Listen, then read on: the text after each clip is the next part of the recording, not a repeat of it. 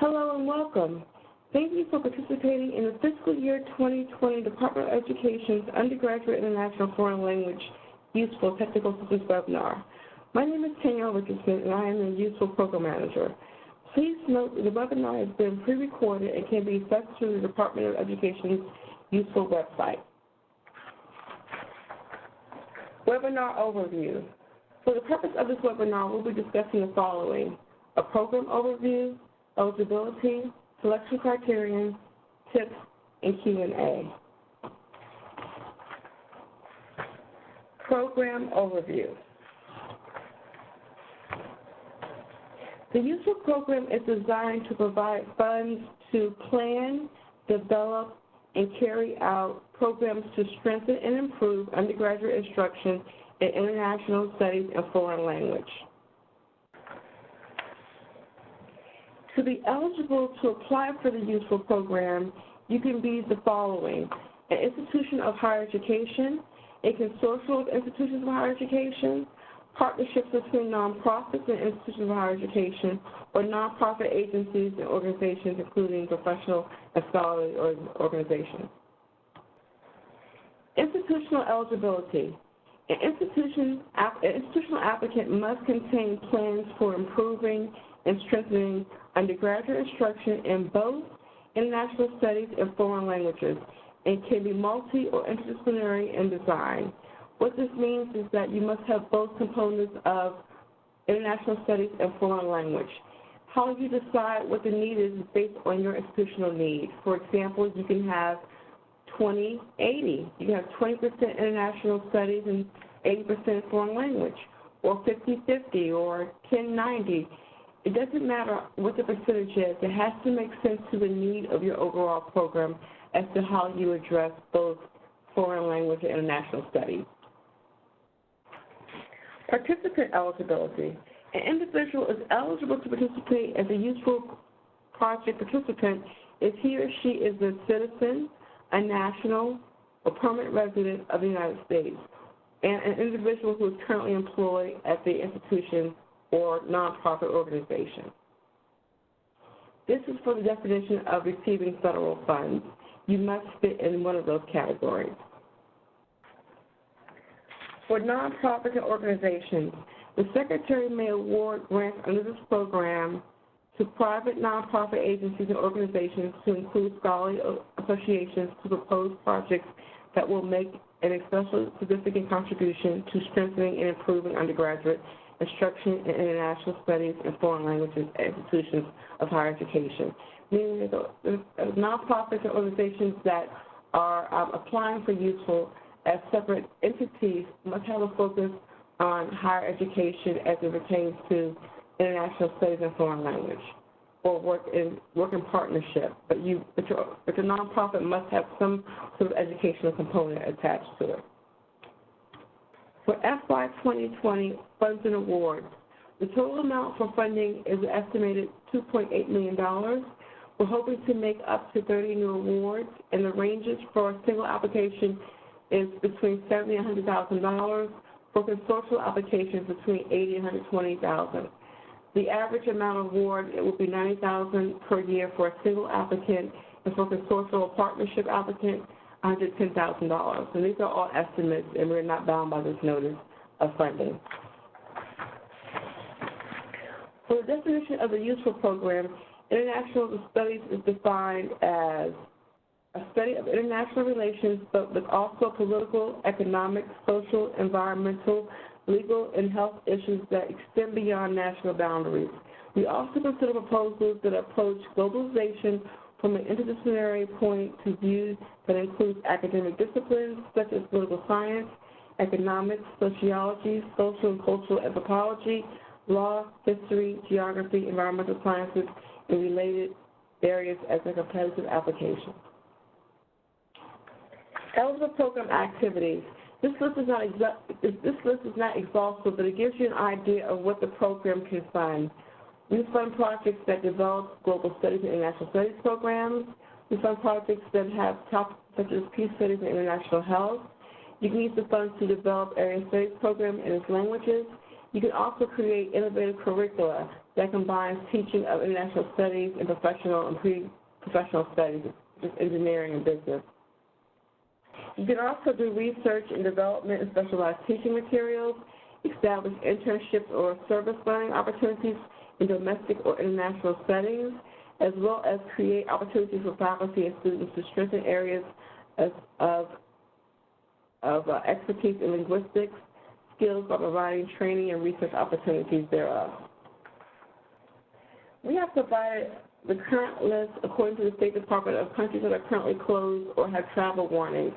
This list is not exhaustive and is ever evolving, so we highly encourage applicants to take a look at the State Department's website to see which countries have travel warnings or bans, or ones that are deemed to be have red flag warnings. And this list, as of 2020, includes the following countries. And we pay close attention to Cuba and Egypt because we get those questions a lot. Cuba and Egypt are still closed to the UISFL program as far as international travel for students as well as faculty. Matching requirements. Under the UISFL program, the grantees must provide matching funds in either the following ways: cash contributions from the private sector, corporations or foundations equal to at least 1/3 of the total project cost, or a combination of institutional support as well as cash. The majority of our applicants either provide soft dollar match with their institutional support. So it's really rare to have cash match, but we do encourage you to match with cash if possible. Allowable costs include the following: salaries, acquisition costs, staff and faculty development, professional services costs with consultants, evaluators, and visiting lecturers, costs associated with developing and enhancing study abroad programs, stipends, and costs for domestic and overseas travel. Please note that only 10% of the funds can be used to support students travel abroad, and all applicants are limited to the 8% cap for indirect costs. If applicants have a indirect cost match that's higher than 8%, unfortunately you cannot use anything higher than 8%, and 8% will be the cap for the UISFL program. Program statutory assurances. Under the UISFL program, all applicants must meet the following statutory assurances: evidence that the applicant has conducted extensive planning prior to submitting the application, an assurance that the faculty and administration are relevant departments and programs that serve the applicant involved in ongoing collaborations, assurance that the students of the applicants are exposed to equal access and derive from benefits thereof, and a description of the applicant and how they encourage services in national need as identified by the Secretary. And I highly encourage you to read the application and the application instructions to find out exactly how the statutory assurances should be applied. It's included in the application package. Program statutory assurances also include a description of how the applicant will provide information to students regarding federally funded scholarship programs in related areas, as well as the explanation of how activities funded for the grant will reflect diverse perspectives and a wide range of views that generate a debate on world regions for international affairs where applicable. Selection criteria. For institutional applications, applicants have the opportunity to respond to selection criterion for the amount of 105 points. Historical applications have a point total of 105 points. Nonprofits have a total of 100 points. Selection criteria contains the following: plan of operation up to 15 points, quality of key personnel up to 10 points, budget and cost effectiveness up to 10 points, evaluation plan 20 points, and adequacy of resources up to 5 points. Plan of operation, worth up to 15 points. Applicants should introduce the reader to the institution or organization by providing a description of the project design and other demographic information relevant to the project. The need for the project and selection of the country of study and objectives of the project should also be discussed. Applicants can also describe the ways in which resources and personnel will be used and achieving the objectives in the project to include details of which key personnel will be responsible for vital project components and activities that describe how, why, when, where, and project activities that will take place. Please note, you should include a clear description of how the project will provide equal access and equipment for project participants regardless of race, color, national origin, gender, age, and disability. Quality of key personnel works up to 10 points. The quality of key personnel is where applicants should address the qualifications of the project director, which include their academic training, their field expertise in the host country, their administrative experience, their language, and other related qualifications. It's also important to note the project director's time commitment to the project should be included in the key personnel section. The secretary considers evidence of past experience and training in fields related to the objectives of the project as well as information the applicant provides. Please provide expertise in any other supporting staff as well, including their time commitment to the project. Please ensure that all titles and responsibilities are clearly labeled in the quality of project description. Budget and cost effectiveness works up to 10 points. Applicants should demonstrate and justify that all allowable expenses presented are adequate and reasonable in today's market and necessary to accomplish project goals. They should also include a breakdown for each year of funding, address the cost effectiveness of the project, and relationship between the project goals and the effective cost. We have included a sample useful budget so you can see exactly how it's broken down as far as year 1 and year 2 funding. This is a recommendation, not a absolute. So, for example, if you're using Excel, this budget spreadsheet works well. If you're using another software package, as long as your budget is clear and it gives a detailed breakdown from year to year, it's acceptable. Remember, you want to make sure your format is easy to be understood by the readers as well as personnel. Under evaluation plan, a well-designed evaluation plan includes clearly articulated goals, measurable objectives, and a way to collect data as far as progress and formal evaluation of each phase of the project. To add credibility to the evaluation plan, we highly encourage you to use external evaluator as an independent project consultant, someone outside of your academic department or even your institution. We also encourage you to include any kind of evaluation methods that are to be collected and analyzed, and also provide examples of evaluation tools. And a proposed timeline is also helpful. Adequacy of resources worth 5 points. You must ask yourself what resources will be used to accomplish the project goals that you have outlined in your project, both domestically and internationally, as well as define any facilities, supplies, and other resources that shows the adequacy of carrying out your activities. Should also be included in this section worth 5 points, adequacy of resources.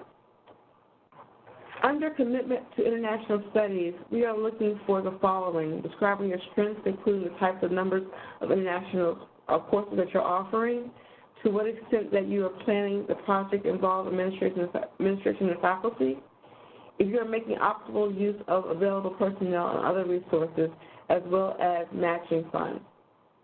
All those things should be included in the Commitment to International Studies program.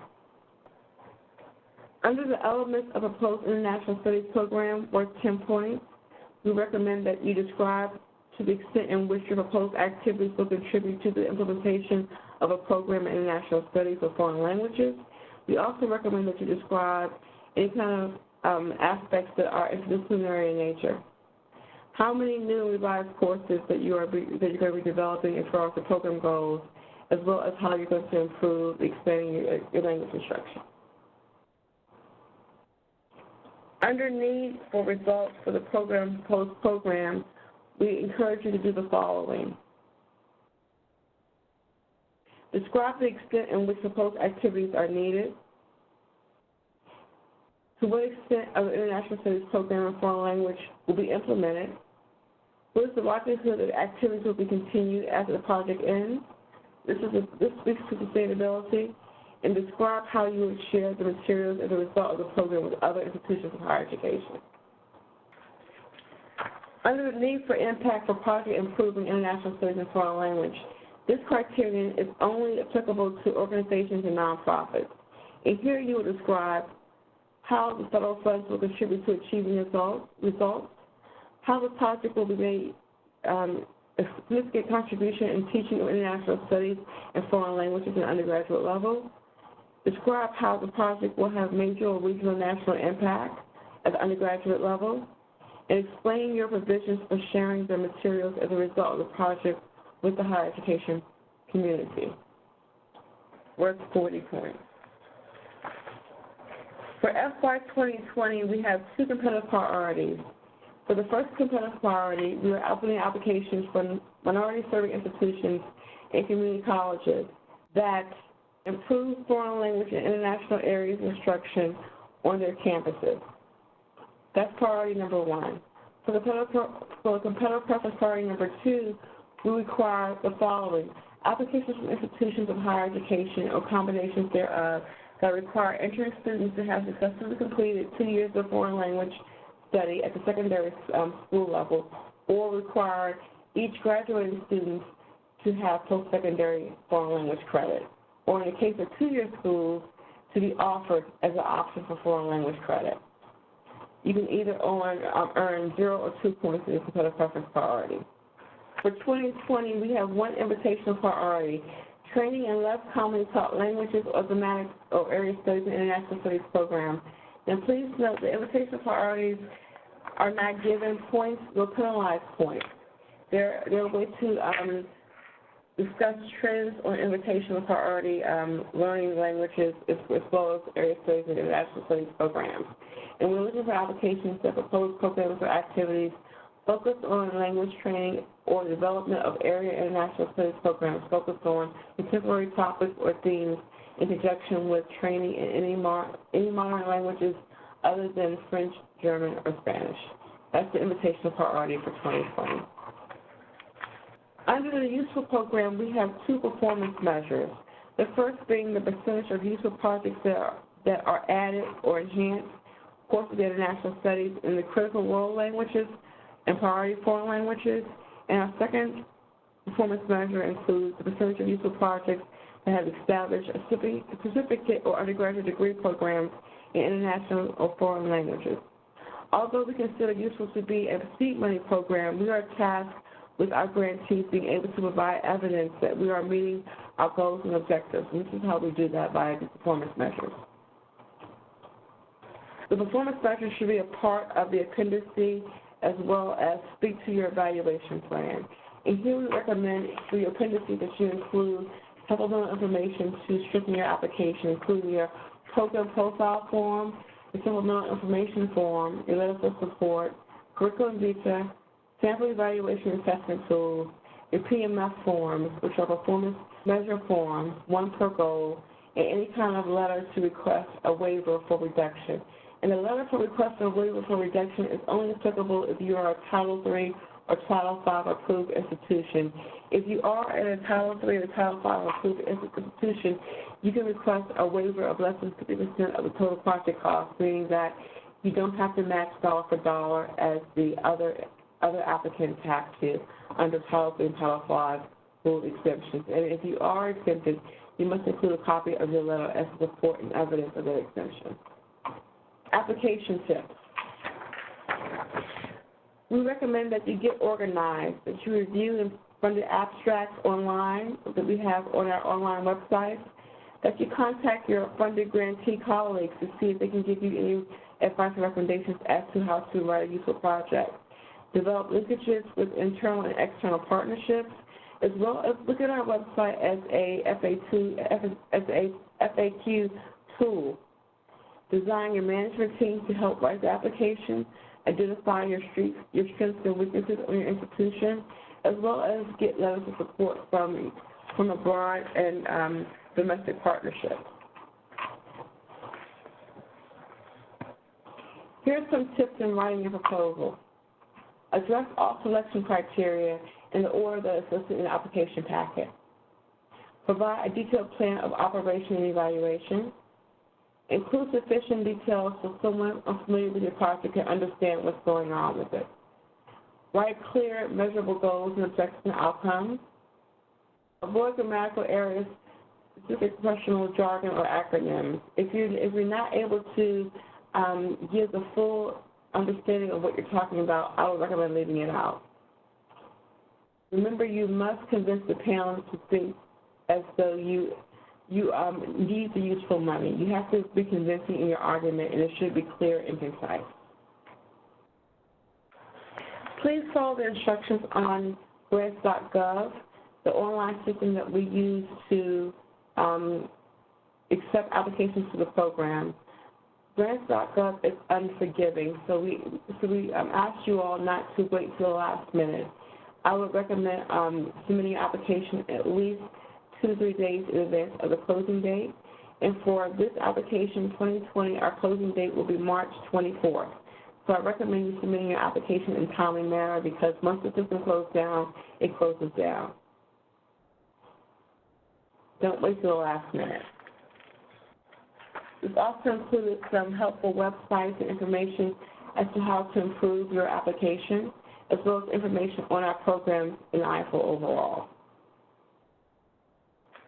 Again, my name is Taylor Richardson, and I am the Useful Program Officer, as well as a direct link to our website where this application will be posted, as well as helpful information on how to write the Useful Program application. Thank you, and we will be updating our FAQs for anyone interested in applying for our program. Please note that we will have an open session for the program for any and all applicants to submit questions to the program officer or myself directly for updates on our FAQs. Thank you.